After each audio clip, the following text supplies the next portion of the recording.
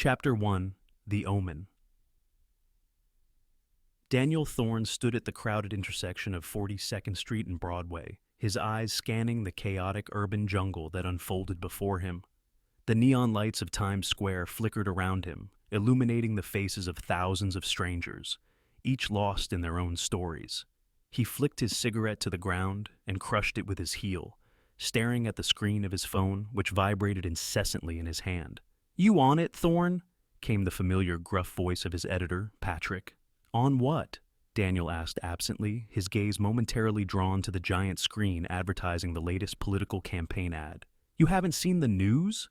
Patrick's voice crackled with urgency. "That new political hotshot, the one-eye guy, Luther Cain, he's announcing his candidacy at Union Square. It's a big one. Get there ASAP." Daniel raised an eyebrow and hung up, slipping his phone into his pocket. Luther Cain. The name had been echoing through the city like a persistent whisper, gaining strength with every passing day. The man with the eye patch. The enigmatic savior with promises of a new world order. Some called him a visionary. Others saw him as an opportunist. Union Square, he muttered to himself as he hailed a cab. The journey was a blur of honking horns and flashing lights. By the time Daniel arrived, the square was packed with eager onlookers. Cameras flashed, and the buzz of anticipation hung heavy in the air. A makeshift stage stood at the far end of the square, flanked by flags and the unmistakable emblem of Cain's movement, a single piercing eye. Cain's charismatic smile beamed down from the banners draped across the buildings.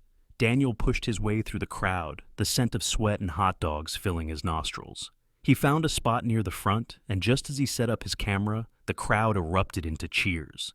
Luther Cain stepped onto the stage. "Brothers and sisters," Cain began, his deep voice echoing through the square, "I stand before you today not as a politician, but as a servant to a world that cries out for change." His presence was magnetic. He stood tall, dressed in a sleek black suit, his eye patch lending him an air of mystery and authority. The crowd hung on every word as he spoke of unity, peace, and prosperity.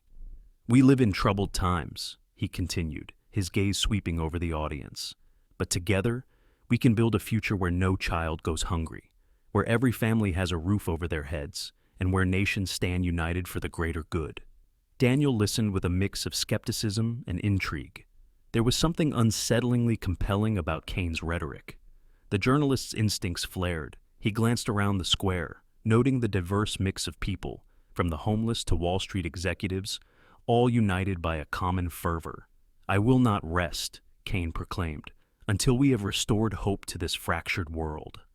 As the speech concluded, the crowd erupted into applause. Cain descended from the stage, immediately surrounded by bodyguards and adoring supporters.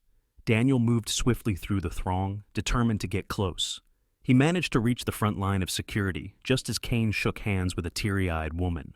"Mr. Cain," Daniel called out, thrusting a microphone toward him. "Daniel Thorne, New York Chronicle. What do you say to those who view your movement as authoritarian?" Cain paused, fixing his one good eye on Daniel. For a moment, the noise of the crowd seemed to fade away, leaving only the two of them in an unsettling silence. "Authoritarian," Cain repeated with a slight chuckle. "My friend, I advocate for a new era of cooperation. It's not about control, it's about unity. But some would argue that your approach undermines existing democratic structures," Daniel pressed, sensing a hint of tension. Cain smiled, his lips curling upward in a gesture both charming and ominous. "I believe in democracy," he replied smoothly, "but sometimes, to heal a broken system, you need to take bold measures. Rest assured, Mr. Thorne, everything I do is for the good of humanity." He turned to leave, but not before leaning closer to Daniel and whispering, "Keep an eye on the horizon. Change is coming." The words lingered in the air long after Cain had disappeared into the sea of supporters. Daniel stood rooted to the spot, a strange chill creeping up his spine. The crowd slowly began to disperse, but Daniel remained, his gaze fixed on the emblem of the single eye fluttering above the stage. The prophecy had been a curiosity, a relic of ancient superstition, until now. As he walked back toward the subway station, his phone buzzed with a new message. It was from Mariam al-Said, the leader of a local prophecy-focused cult, who had been warning about the Antichrist for years. "We need to talk." I have information that will change everything.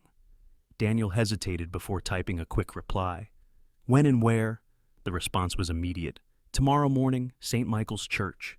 He sighed and pocketed the phone. He didn't believe in prophecies, but he believed in stories.